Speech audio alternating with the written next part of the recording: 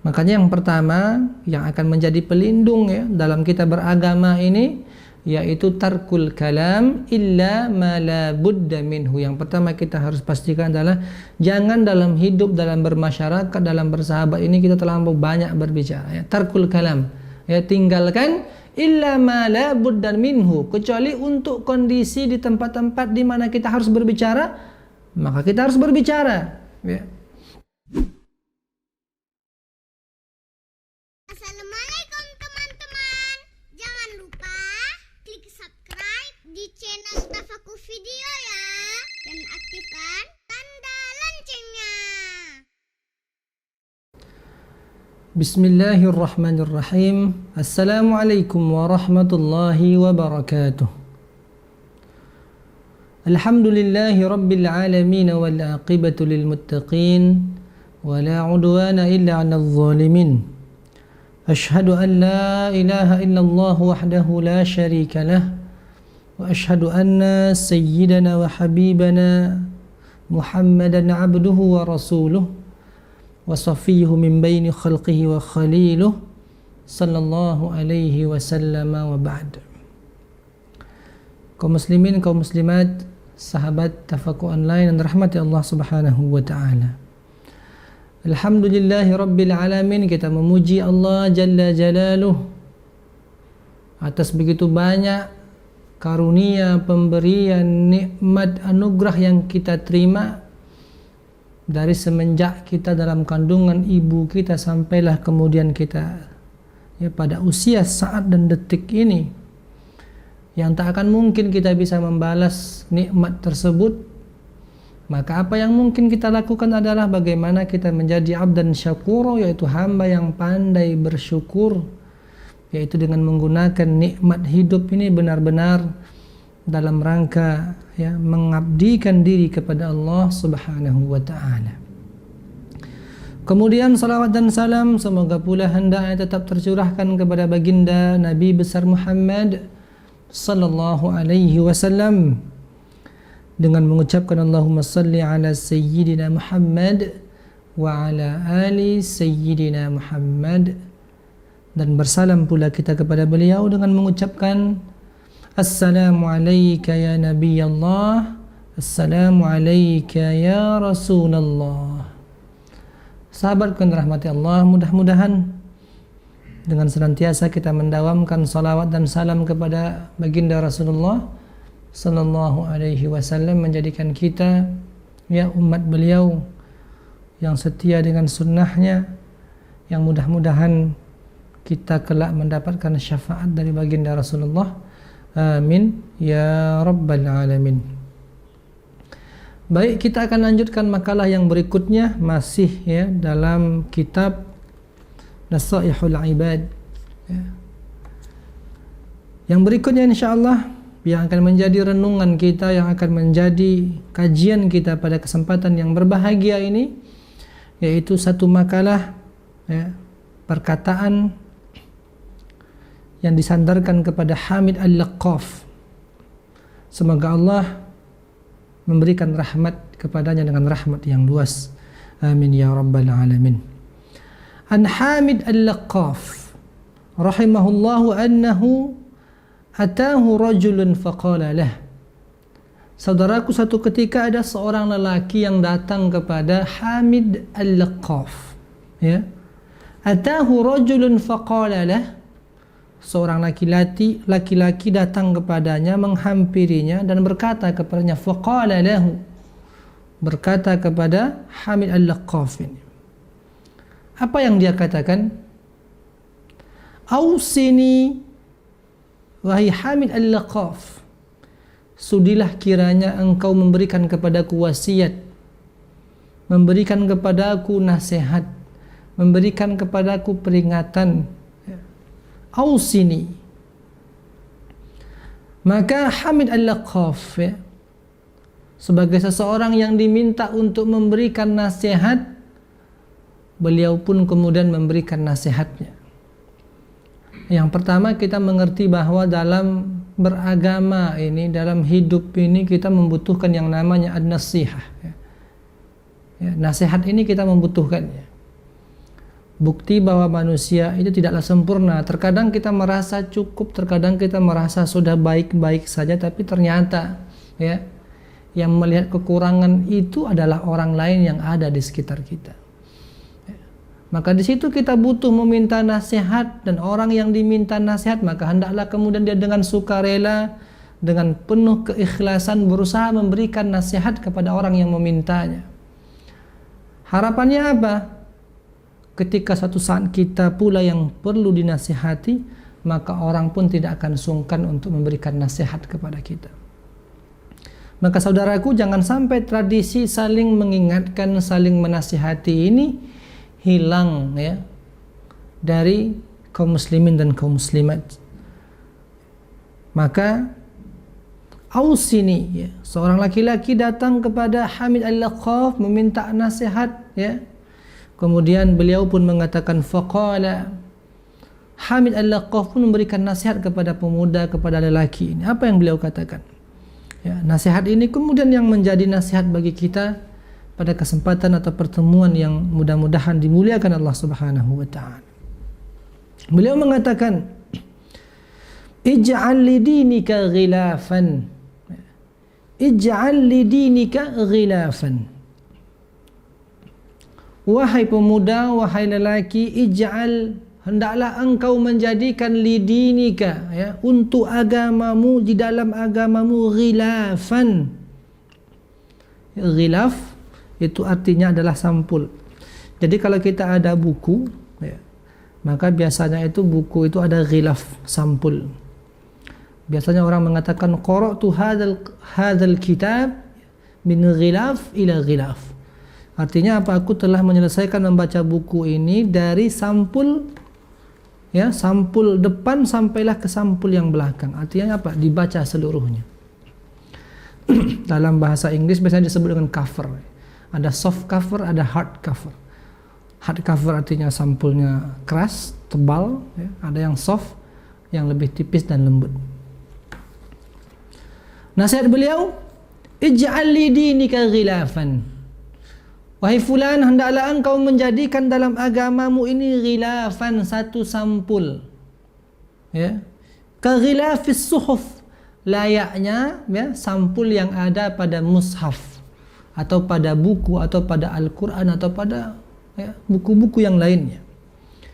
Kalau kita lihat ya, di antara fungsi ghilaf ya, fungsi sampul yang ada di buku itu adalah untuk melindungi buku itu. Ya. Karena kalau tidak ada sampul ini, maka cenderung sekali buku ini akan mudah rusak ya.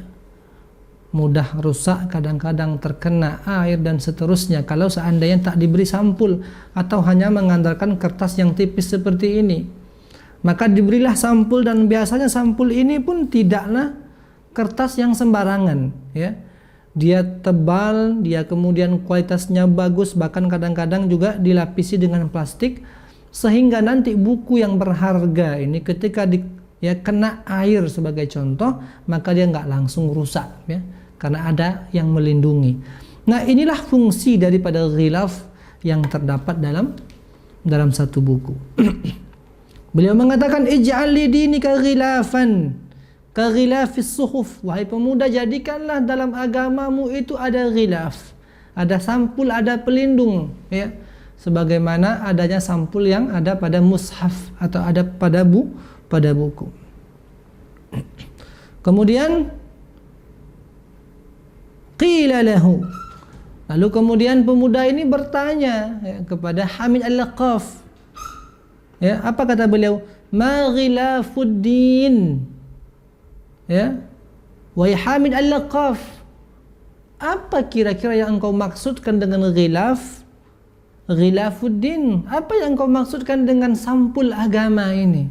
Ya, artinya apa? Kita maklum, kita paham, kita mengerti, kita tahu ya, sampul buku, sampul mushaf, sampul kitab. Tapi mungkin kita tidak pernah mendengar ada yang ghilafuddin, sampul agama. Maka tak heran kemudian pemuda ini bertanya ya, ma ghilafuddin, wa Hamid Al-Laqaf, apa yang engkau maksud dengan sampul dalam agama ini? Qala lah, Maka kemudian Hamid Al-Laqaf pun berkata ya kepada pemuda ini apa? Beliau menjelaskan, ketika ditanya, wahai Hamid Al-Laqaf, apa yang engkau maksudkan dengan ghilafuddin? Apa yang engkau maksudkan dengan sampul agama ini? Ya, saya tahu sampul buku itu untuk melindungi buku. Lalu apa yang dimaksud dengan sampul agama? Yang dia tentu bermaksud untuk melindungi kita dalam beragama ini. Lalu kemudian ya Hamid Al-Laqaf pun berkata, yang pertama, tarkul kalami illa ma la budda minhu. Ya.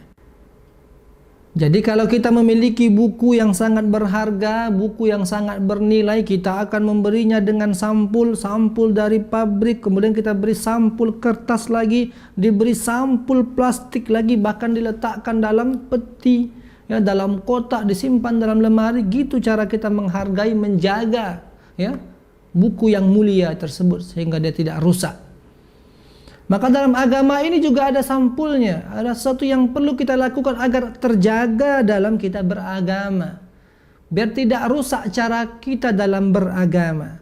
Maka sampul agama yang pertama, kata Hamid Al-Laqaf, yaitu tarkul kalami illa ma la budda minhu.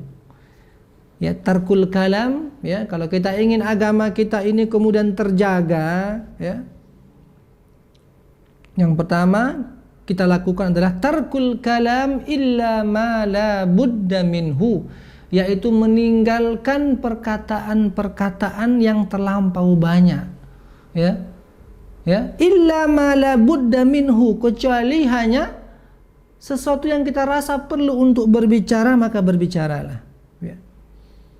Jadi dalam menggunakan nikmat lisan, nikmat lidah ini, konsepnya adalah tarkul kalam illa ma la budda minhu. Janganlah kita ini kemudian jadi mudah untuk berkata-kata, mudah untuk berucap, mudah untuk berjanji, mudah untuk kemudian ya berbicara ini dan itu, ya, tapi berbicaralah seperlunya, ya. Tarkul kalam, meninggalkan perbicaraan, omongan, ucapan, illa ma la budda minhu, kecuali pada kondisi di mana kita diminta untuk berbicara. Kita harus berbicara, kita harus berucap, maka berucaplah.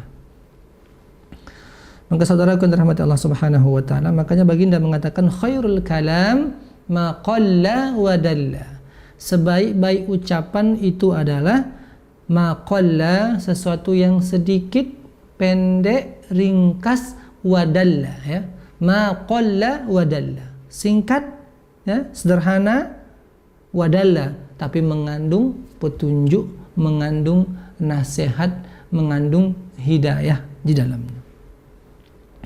Kaum muslimin, kaum muslimat, sahabat Tafakur Online yang rahmati Allah Subhanahu wa taala. Khairul kalami ma qalla wa dal. Sebaik-baik perkataan itu adalah yang singkat, sedikit, tapi mengandung makna yang luar biasa.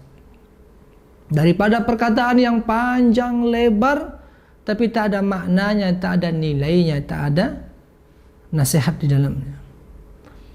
Kemudian dikatakan lagi salamatul insan fi hifdzil lisan, bahwa selamatnya manusia itu adalah ketika dia mampu mengawal lisannya, menjaga lidahnya.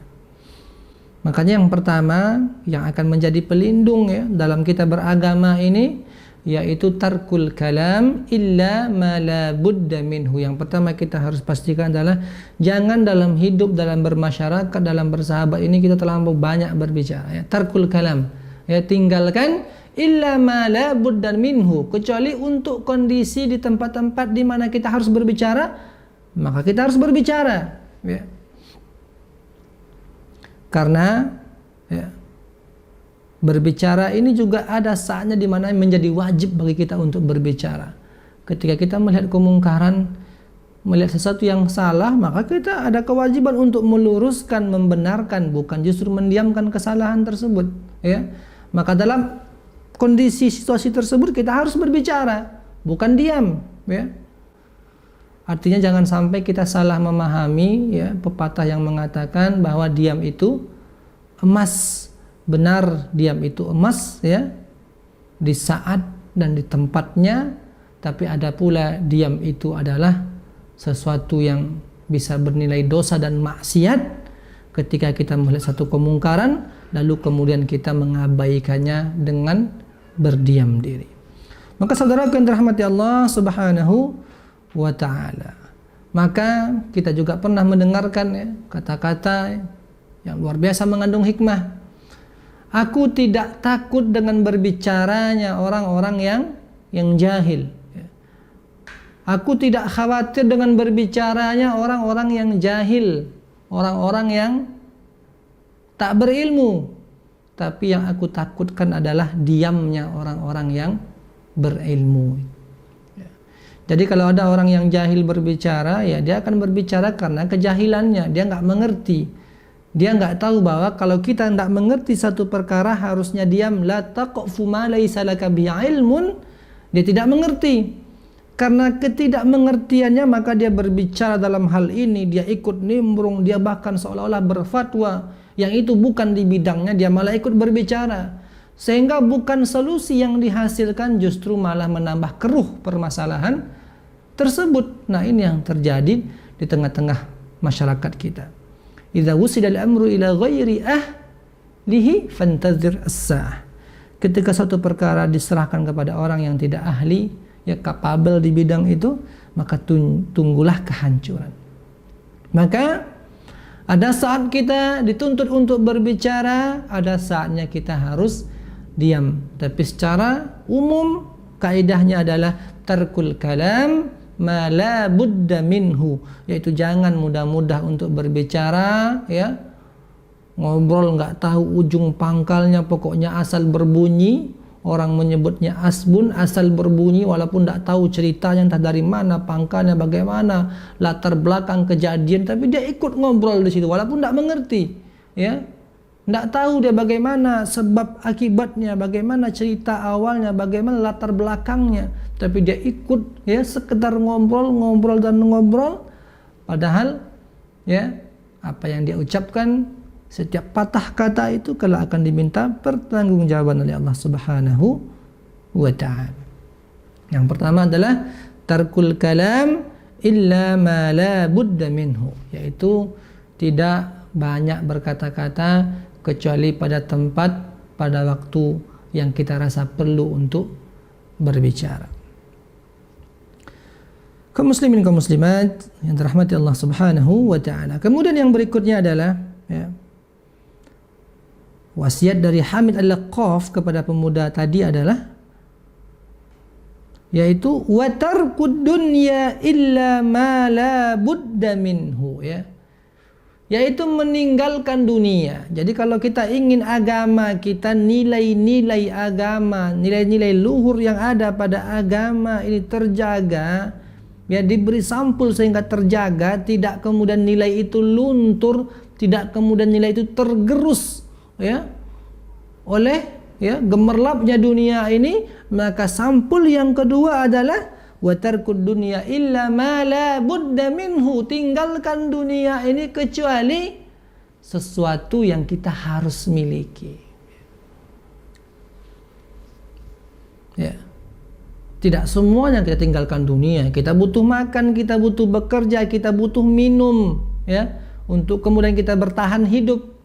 Makanya orang menyebut, ya, makan itu untuk hidup, tapi hidup itu bukan untuk makan. Kaum muslimin, kaum muslimat yang dirahmati Allah Subhanahu wa ta'ala. Maka ghilaf, sampul yang kedua yang akan menjaga nilai-nilai dalam beragama ini, yaitu di mana apabila kaum muslimin, kaum muslimat memahami, ya, tarkud dunia, ya, yaitu meninggalkan dunia ini, ya, kecuali sesuatu yang memang kita perlu dapatkan. Apa yang perlu kita dapatkan? Ya itulah, ya, makanan kita, rumah kita, ya, pakaian untuk menutup aurat kita, mungkin kendaraan yang sederhana agar kita mudah untuk beribadah, agar kita kemudian mudah untuk pergi ke rumah Allah Subhanahu wa ta'ala. Tapi jangan jadikan dunia ini sebagai tujuan, karena hari ini banyak orang yang justru mengambil dunia seluruhnya dan meninggalkan pula akhirat seluruhnya. Padahal dunia ini hanyalah wasilah, ya, untuk kemudian kita menuju akhiratnya Allah Subhanahu wa ta'ala. Makanya Allah mengatakan wabtaghi fima atakallahu ad-daral akhirah wa la tansa nasibaka minad dunya. Apa kata Allah? Hendaklah kamu mencari, mengupayakan, mengusahakan, mengejar fima atakallahu ad-darul akhirah. Apa yang telah Allah persiapkan, yang Allah berikan kepadamu untuk bekal akhiratmu. Wala tansa, tapi jangan sekali-kali engkau melupakan nasibaka minad dunya.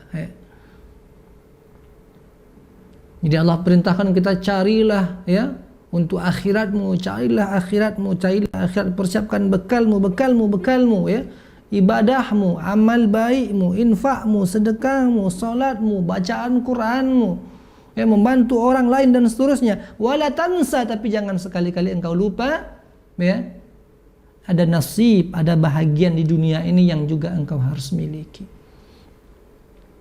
Bagaimana kita akan mampu berdiri dengan tegak untuk melaksanakan qiyam dalam salat kita kalau seandainya tidak ada makanan yang kita bisa makan? Tubuh kita tergeletak, sakit, ya, lemah karena kelaparan. Maka kita bekerja, kita mencari nafkah yang halalan thayyibah, kemudian kita suapkan makanan tersebut, kita tegak air itu agar tubuh kita kuat, agar kemudian sempurna pula ibadah kita di hadapan Allah Subhanahu wa ta'ala. Tapi ingat, wabtaghi, carilah olehmu akhiratmu ya, tapi jangan pula engkau sampai lupa tentang duniamu. Artinya apa? Ambillah dunia ini sekedarnya saja ya, sekedarnya saja. Jangan sampai memiliki rumah 5 unit, 10 unit yang ditempati cuma 1, yang selebihnya kosong tak terawat. Sementara tak pula kita ingin untuk menginfakkannya, mewakafkannya, memberikannya kepada saudara-saudara kita yang tak memiliki rumah. Bahkan ada yang memiliki rumah tapi bocor di sana sininya. Pintunya rusak, atapnya bocor, rumahnya kayu. Kalau hujan airnya tempias masuk. Kadang-kadang binatang-binatang liar pun masuk ke rumah karena keadaan kondisi rumahnya yang sangat memprihatinkan. Tapi kita memiliki rumah 10, 20, mobil sampai 5, yang dipakai cuma 1, tak termanfaatkan.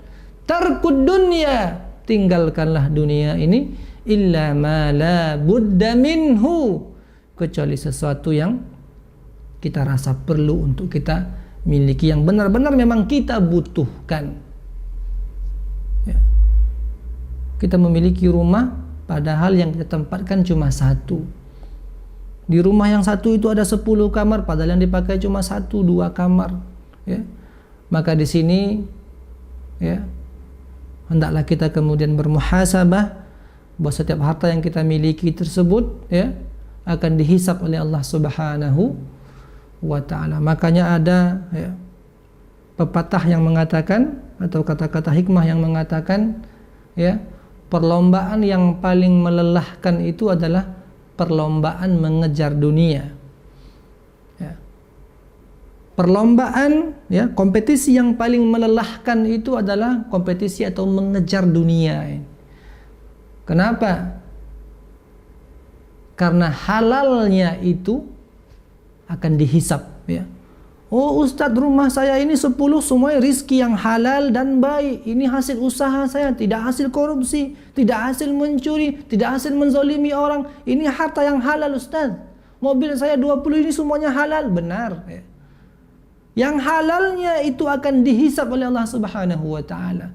Apa jawaban kita ketika Allah mengatakan, wahai fulan, rumahmu 20, yang kau tempati cuma 1, yang lainnya kosong. Mobilmu ada 5, yang kau pakai cuma 1, sisanya tak tergunakan, tak terpakai. Sementara tetanggamu kebasaran ketika ke masjid, ketika bekerja, karena nggak ada kendaraannya. Ketika hujan deras datang, rumahnya banjir, rumahnya kemudian bocor, hujan masuk. Tak tergerak hatimu untuk kemudian memberikan rumah itu kepadanya, sekedar meminjamkan kepadanya. Padahal rumah itu kosong, tak termanfaatkan. Saudara yang dirahmati Allah Subhanahu wa ta'ala. Jadi Ya, perlombaan yang paling melelahkan adalah perlombaan mengejar dunia. Halalnya itu akan dihisab. Ya, halal harta itu dihisab oleh Allah Subhanahu wa taala. Kalau haram dia dari hasil korupsi, menzalimi orang lain, mengambil hak orang lain, memakan harta anak yatim, fakir miskin, ya. Ketika haram dia, maka itu akan diazab oleh Allah Subhanahu wa taala. Bahkan disebutkan garis finishnya, ya, perlombaan mengejar dunia itu adalah kematian itu sendiri.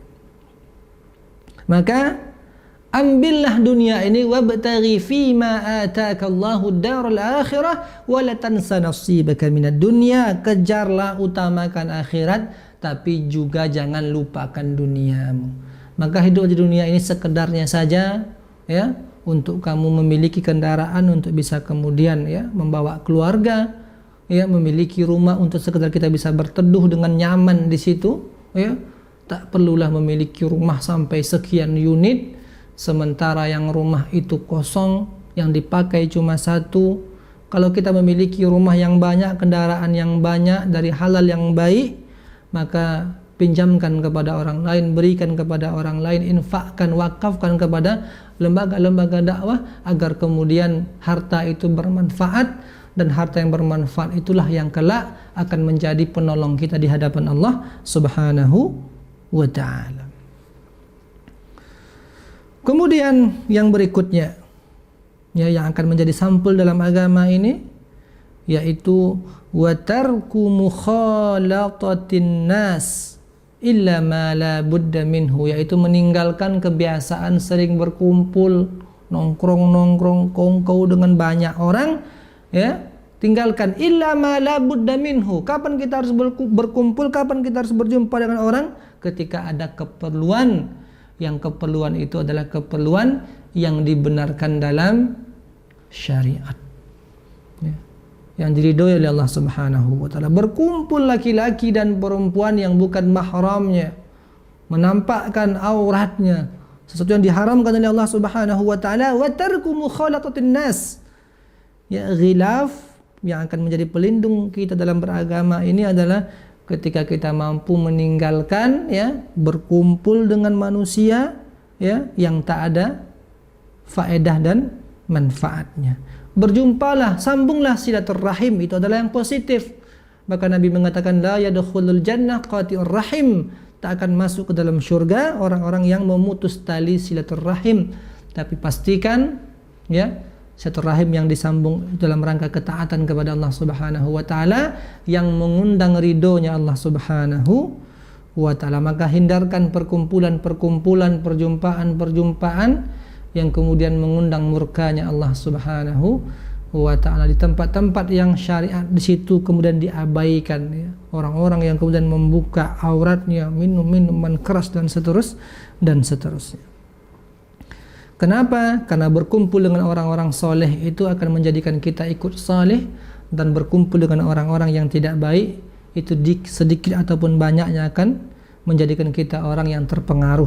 Makanya dikatakan su'ul khuluqi yu'di, ya, bahwa karakter, sifat, watak yang buruk itu dia bisa menular. Makanya Nabi mengatakan al-mar'u ala dini khalilih falyanzur ahadukum may yukhalil, bahwa seorang manusia itu nanti dia akan berwatak, bersifat, berkarakter ala dini khalilih, sebagaimana watak, karakter, ya, sahabatnya, ya. Falyanzur ahadukum may yukhalil, maka hendaklah setiap kita melihat siapa teman kita selama ini. Apakah teman ini orang yang akan mengingatkan kita kepada Allah, yang akan mengantarkan kita kepada surganya Allah Subhanahu wa taala, atau justru sebaliknya, teman-teman yang kita miliki hari ini hanyalah orang-orang yang kelak akan menjerumuskan kita ke neraka Allah Subhanahu wa taala. Maka lihat-lihat dengan siapa kita berteman, karena, ya, berteman dengan orang yang baik insyaallah akan menjadikan kita orang yang juga baik. Berteman dengan orang yang tidak baik, sedikit banyaknya akan membuat kita menjadi orang yang tidak baik. Kaum muslimin, kaum muslimat rahmati Allah Subhanahu wa taala, demikianlah, ya, 3 wasiat yang disampaikan oleh Hamid Al-Laqaf, yaitu tentang ya sesuatu yang akan melindungi, yang menjadi sampul, menjadi cover dalam agama kita ini. Yang pertama yaitu ya meninggalkan perkataan-perkataan yang tak ada manfaatnya, kemudian ya meninggalkan dunia ini ya kecuali satu yang benar-benar kita butuhkan untuk ya mensupport ya ibadah kita kepada Allah Subhanahu wa taala. Dan yang ketiga yaitu ya meninggalkan perkumpulan-perkumpulan, acara-acara perjumpaan orang ramai yang tak ada manfaatnya ya, yang bahkan mengundang murkanya Allah Subhanahu wa ta'ala. Mudah-mudahan dengan wasiat ini menjadikan kita orang-orang yang semakin dekat dengan Allah Subhanahu wa ta'ala dan diberikan istiqamah dalam ketaatan hingga kala Allah mengambil nyawa kita dalam keadaan husnul khatimah. Amin ya rabbal alamin. Hadza wallahu a'lamu wa ahkam. Wa jazakumullahu barakallahu fikum. Wassalamualaikum warahmatullahi wabarakatuh.